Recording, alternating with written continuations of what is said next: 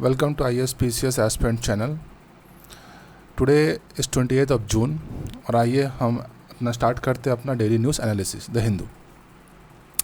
ये एनालिसिस आपका UPSC, state public service commissions और जितने भी रिलेवेंट एग्जामिनेशन उसके लिए बहुत ज़्यादा हेल्पफुल होगा। इस एनालिसिस में हम बेसिकली अपने यूपीएससी और स्टेट पब्लिक सर्विस कमीशन के सिलेबस के अकॉर्डिंग ही न्यूज़ का एनालिसिस करेंगे। तो आइए स्टार्ट करते हैं हमारा daily news analysis the Hindu का। तो फ्रंट पेज में बेसिकली हमारे जो काम का जो न्यूज़ है वो ये है, India gig workforce for reach 2.35 crore by 2030। Right, तो ये जो न्यूज़ है वो हमारे सिलेबस के अकॉर्डिंग है, इसको हम लोग कवर करेंगे। राइट, तो इंडिया का gig force reach to around 2.3 crore by 2020 ऐसा कहना है। तो social security, work accident insurance among Niti Aayog recommendation. Right, तो नीति आयोग का रिकमेंडेशन है जो आपका नीति आयोग बेसिकली है क्या, पहले वो जान लेते हैं। नीति आयोग आपका थिंक टैंक है, think tank. Right, think tank है, ये आपका एपेक्स थिंक टैंक है ना। गवर्नमेंट का, हमारा जो गवर्नमेंट है उसका जो थिंक टैंक का नाम है नीति आयोग। नीति आयोग का प्रीवियसली इसको हम प्लानिंग कमीशन से नाम से जानते थे। प्लानिंग कमीशन रिप्लेस होकर नीति आयोग हुआ है। राइट, तो नीति आयोग का एक काउंसिल होता है, राइट, है ना। नीति आयोग काउंसिल, उसका चेयरमैन होता है कौन, वो is the chairman of NITI Aayog council, होते हैं हमारे प्राइम मिनिस्टर। राइट, तो अभी फ़िलहाल नरेंद्र मोदी नीति आयोग के चेयरमैन है। और अभी फ़िलहाल जो सीईओ है, करंटली आपका सीईओ है परमेश्वरन अय्यर, है ना, परमेश्वरन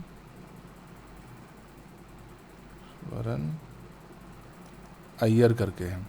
ठीक है, नए सीईओ बने हैं नीति आयोग के। राइट, नीति आयोग का मेन काम क्या है आपका, what is the main M of NITI Aayog? इसका काम है catalysing economic development, catalyst.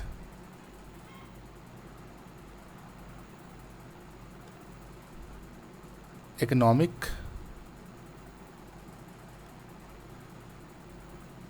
Development,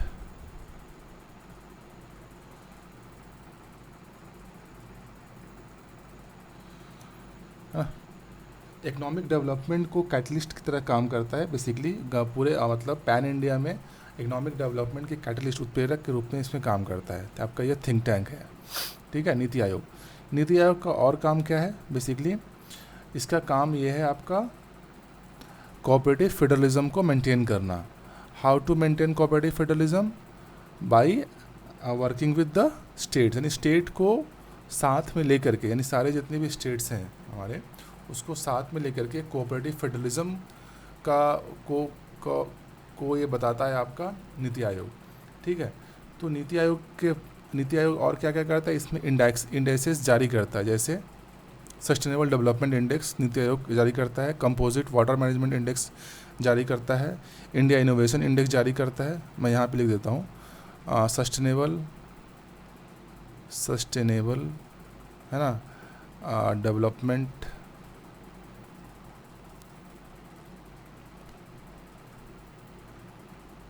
index, sustainable development goal index. ठीक है, India innovation index. Right, compose इस तरह के सस्टेनेबल डेवलपमेंट इंडेक्स हो गया, इंडिया इनोवेशन इंडेक्स हो गया, कंपोजिट वाटर मैनेजमेंट इंडेक्स हो गया। राइट, तो ये सारे इंडेक्सेस स्टेट की रैंकिंग करता है वो बेसिकली आपका ये जो आपका नीति आयोग है। ठीक है, तो ये एक ट्रांसपेरेंट वे में स्टेट की रैंकिंग करता है, स्टेट के अंदर कंपटीशन की भावना भी पैदा करता है आपका नीति आयोग। ठीक है, और क्या करता है, कोऑपरेटिव फेडरलिज्म को भी ये प्रमोट करता है आपका नीति आयोग। नीति आयोग से बहुत सारे क्वेश्चंस एग्जाम में आ सकते हैं। एक थोड़ी आपका एपेक्स थिंक टैंक है, पॉलिसी थिंक टैंक भी बोलते हैं इसको, है ना, इकोनॉमिक डेवलपमेंट का कैटलिस्ट है, और इसका चेयरमैन प्राइम मिनिस्टर होते हैं, सीईओ परमेश्वरन अय्यर है। तो यहाँ तक हमको एक बेसिक आइडिया हो गया नीति आयोग के बारे में। अभी जो हमारा न्यूज़ बोल रहा है कि इंडिया का gig force to reach 2.35 crore by 2020, ऐसा नीति आयोग का रिकमेंडेशन है। तो नीति आयोग क्या बोल रहा है बेसिकली? नीति आयोग बोल रहा है, रिकमेंड कर रहा है, क्या रिकमेंड कर रहा है बेसिकली? सोशल सिक्योरिटी प्रोवाइड करने की बात कर रहा है ना। नीति आयोग बोल रहा है कि सोशल सिक्योरिटी प्रोवाइड करो, किनको प्रोवाइड करो, बेसिकली जो गिग वर्कर्स हैं, गिग वर्कफोर्स हैं, उनको सोशल सिक्योरिटी प्रोवाइड करने की बात कर रहा है नीति आयोग। क्योंकि हमारा जो गिग वर्कफोर्स है बेसिकली वो 2030 आते आते करीब 2.35 करोड़ होने वाला है, ठीक है। और नीति आयोग का रिकमेंडेशन है, ऐसा अकॉर्डिंग टू नीति आयोग का रिपोर्ट के अनुसार, जो इंडिया का जो फ्रेमवर्क है, इंडिया का जो फ्रेमवर्क का जो ज़रूरत है बेसिकली, है ना, उसके, है ना, उसमें बेसिकली प्लेटफॉर्म जो प्रोवाइड किया जा रहा है, प्लेटफॉर्म जो प्रोवाइड किया है उसकी फ्लेक्सिबिलिटी, और साथ ही साथ उनको जो सोशल वर्कर्स को सोशल सिक्योरिटी प्रोवाइड किया जा रहा है, ठीक है, उसका इंश्योरिटी, ठीक है, ऐसा नीति आयोग का स्टडी है, राइट। तो इस पे लेबर्स को उन्होंने डिफ़ाइन किया है। तो लेबर्स क्या है, एक लेबर्स होते हैं बेसिकली प्लेटफॉर्म लेबर्स, है ना। तो प्लेटफॉर्म लेबर्स वो लेबर्स होते हैं बेसिकली जो कि आपके फॉर्मल इनफॉर्मल लेबर्स की कैटेगरी में नहीं आते। तो ऐसे प्लेटफॉर्म लेबर्स कौन होते हैं, जो कि बेसिकली आपके डिजिटल प्लेटफॉर्म पे काम करते हो या फिर सॉफ्टवेयर एप्लीकेशंस में काम करते हैं। तो ऐसे बेसिकली जो प्लेटफॉर्म लेबर्स होते हैं उनको वर्क प्लेस में बहुत सारे एंटाइटलमेंट्स या हो गए प्रोटेक्शन उनको एक्सेस नहीं होता, ठीक है। तो नीति आयोग को कहना है कि ऐसे जितने भी आपके गिग फोर्स हैं बेसिकली उनको सोशल सिक्योरिटी प्रोवाइड करने की ज़रूरत है। जैसे आपका एक्सीडेंट इंश्योरेंस हो गया आपका, है ना, ऑक्यूपेशनल डिजीज़ हो गया, इंश्योरेंस हो गया, है ना, पेड लीव हो गया। तो इस तरह के सोशल सिक्योरिटी प्रोवाइड करने के बाद नीति आयोग बोल रहा है बार बार। साथ ही साथ नीति आयोग एक और रिकमेंडेशन क्या कर रहा है, नीति आयोग बोल रहा है कि हमको प्लेटफॉर्म इंडिया इनिशिएटिव को इंट्रोड्यूस करने की ज़रूरत है, जो कि आपका स्टार्टअप इंडिया इनिशिएटिव के लाइंस पे रहेगा। तो यहाँ पे हमारा ये टोटल ये जो टॉपिक है हमारा न्यूज़ का वो पूरा कवर अप हो जा रहा है, ठीक है। Coming to our next news,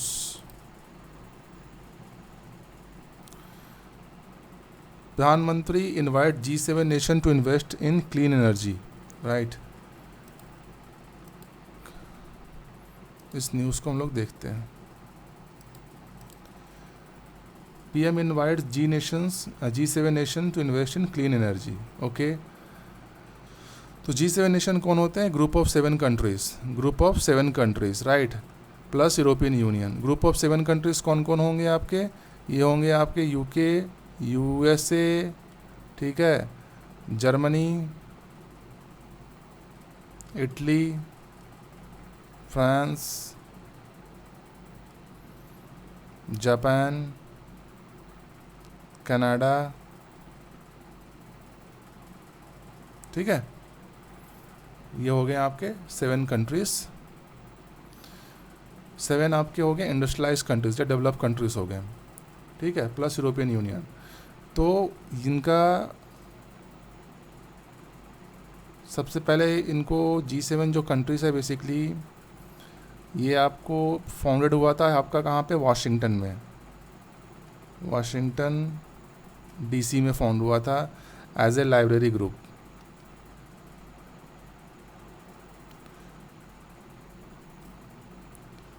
right, as a library group found हुआ था आपका G7 में रशिया था पहले। 2017 से पहले रशिया भी G7 का पार्ट हुआ करता था, लेकिन रशिया ने जैसे ही क्राइमिया को एनेक्स कर लिया तब जाके रशिया का मेंबरशिप को सस्पेंड कर दिया गया। 2017 में रशिया ने खुद से बोला कि उसे G7 का पार्ट नहीं होना है, यानी G7 से उसने खुद त्यागपत्र दे दिया। तो अभी G7 है basically group of 7 develop countries. इसमें इंडिया को भी एज ए स्पेशल इन्वाइटी बुलाया गया है, राइट। तो इस पे प्रधानमंत्री मोदी ने कहा है बेसिकली कि एनर्जी पे, यानी एनर्जी को एक्सेस करने के लिए जितना हक रिच का है उतना ही हक किसका है, पुअर का भी होना चाहिए। यानी कि energy, access to energy should not be privilege नहीं होना चाहिए सिर्फ रिच के लिए, कि आपके पास पैसा है, आप रिच कंट्रीज़ हो तो आप एक्सेस कर सकते हो एनर्जी को, और जो पुअर कंट्रीज़ है वो एक्सेस नहीं कर सकता, ऐसा नहीं होगा। Access to energy is equal to all, ठीक है। और साथ ही साथ उन्होंने ये भी बोला है बेसिकली प्रधानमंत्री मोदी ने कि क्योंकि इंडिया आपका इमर्ज हो रहा है, आपका एक, है ना, आपका क्लीन एनर्जी सेक्टर में इंडिया इमर्ज हो रहा है ऐसे major nation, right, major domain की तरह है, क्योंकि इंडिया में अभी क्लीन एनर्जी का बहुत चलन चल रहा है, एज ए मेजर सेक्टर बन रहा है। तो प्रधानमंत्री मोदी का ये भी कहना है कि डेवलप इकोनॉमीज़ को इस सेक्टर में इन्वेस्ट करना चाहिए। तो स्पेशल इन्वाइटी के रूप में इंडिया को बुलाया गया है G7 में, जो कि जर्मनी में हुआ था। तो इस बार का जो G7 हुआ था बेसिकली वो हुआ था आपका 48, ठीक है। तो कौन सा एडिशन है G7 का? 48 एडिशन हुआ है, जर्मनी में हुआ है, ठीक है। तो इंडिया के साथ किसको बुलाया गया? साउथ अफ्रीका हो गए, इंडोनेशिया, अर्जेंटीना और सेनेगल, ये सारे स्पेशल इन्वाइटीज़ हैं। ठीक, तो यहाँ पे आपका ये पूरा का पूरा टॉपिक कवर अप हो जाता है। Coming to our next topic, next news. तो इस पेज में हम बेसिकली वही न्यूज़ को एनालिसिस करेंगे बेसिकली जो एग्ज़ाम पॉइंट ऑफ व्यू से बहुत ज़्यादा रिलेवेंट है, जिसका कॉस्ट बेनिफिट रेशियो भी हाई होना चाहिए, ठीक है।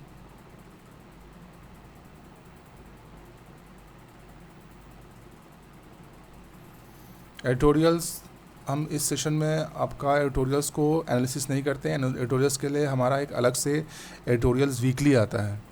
उस वीकली एडिटोरियल्स में हम लोग जो एक वीक के अंदर जो भी बेस्ट एडिटोरियल्स होते हैं, जो कि जिसका कॉस्ट बेनिफिट रेशियो बहुत ज़्यादा होता है, उसी एडिटोरियल्स को हम लोग एनालिसिस करते हैं, राइट। सो इस वीडियो में एडिटोरियल का एनालिसिस नहीं होगा।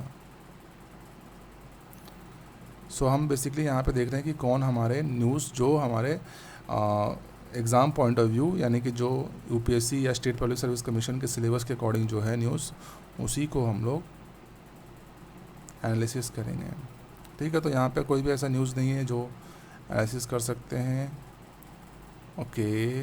इस पेज में भी नहीं है, अच्छा,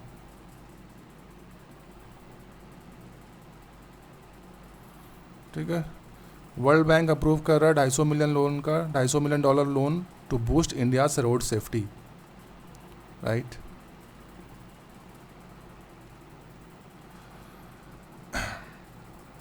तो वर्ल्ड बैंक बेसिकली आपका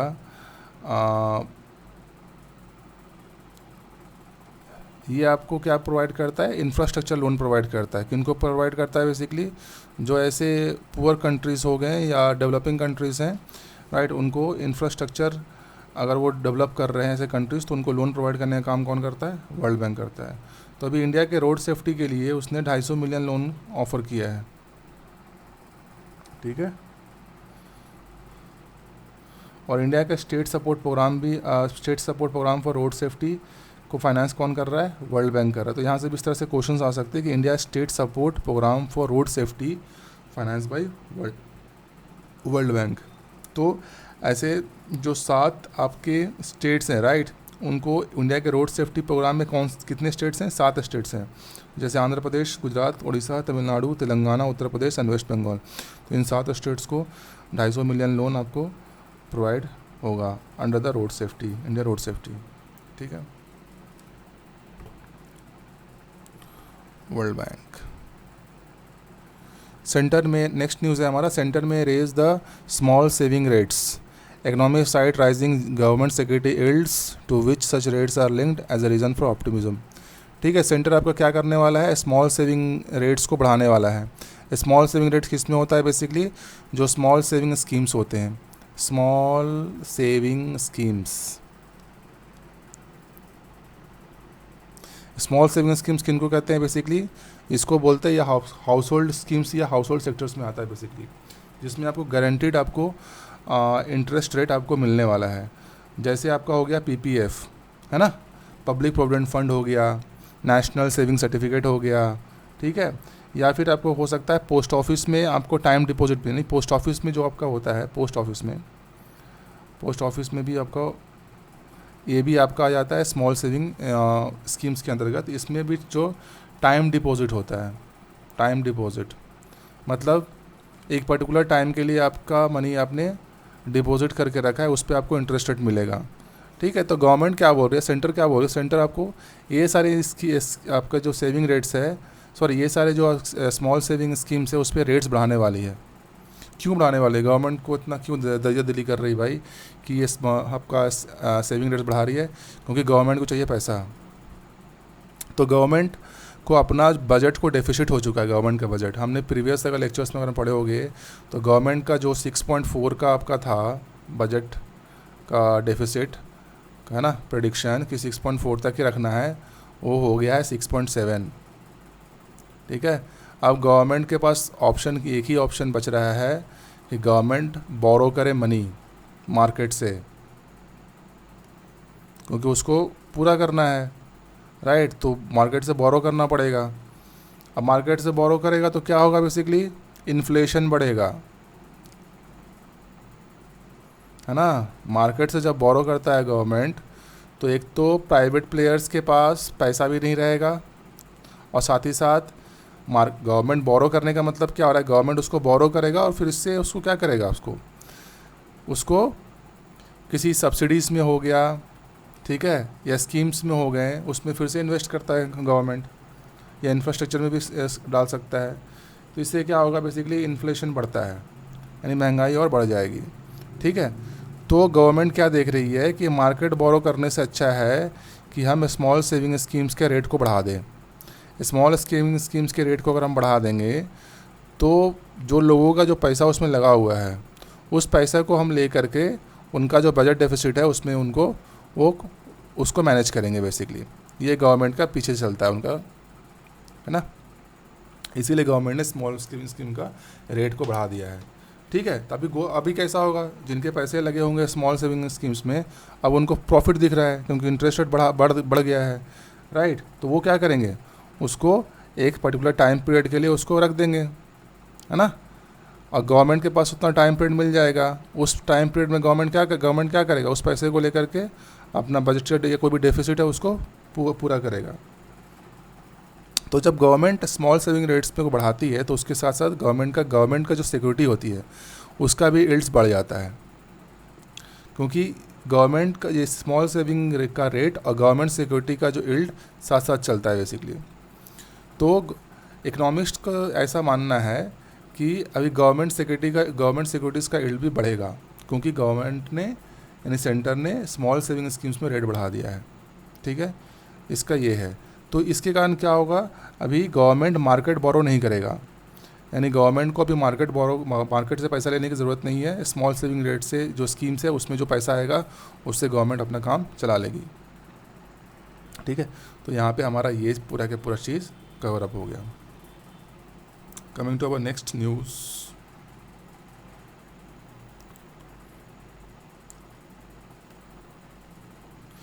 NATO to raise response force from 40,000 to 3 lakh troops.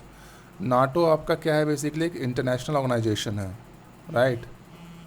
एक इंटरनेशनल ऑर्गेनाइजेशन है, किसके लिए किया था, in against the Soviet union.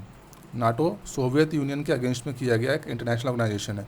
इसमें करीब 30 मेंबर देश हैं और इनका ये है आपका नॉर्थ अटलांटिक ट्रीटी ऑर्गेनाइजेशन। इसका फुल फॉर्म क्या है, नॉर्थ अटलांटिक ट्रीटी